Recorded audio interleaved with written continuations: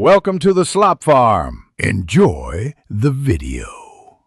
You need the right environment first, a modern OS and enough RAM.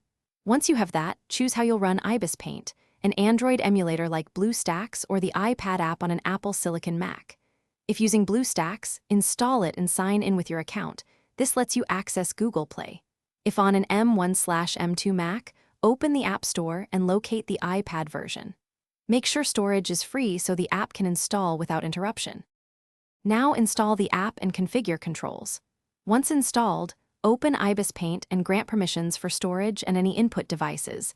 This prevents save or export errors. If using an emulator, enable OpenGL or DirectX graphics acceleration in the emulator settings to avoid lag. Make sure your pen tablet drivers are installed and recognize pressure. Map the tablet buttons and test strokes. If using a mouse, adjust brush smoothing and stabilization settings so lines look natural while you draw. Finish by signing in and importing brushes or presets, then create a quick test canvas and draw several layers to confirm everything works. Export a PNG at 300 dpi to verify colors and transparency. Once done, back up your data to cloud or local storage. If the app crashes or runs slowly, update your GPU drivers and emulator version, or lower graphics settings and disable HDR.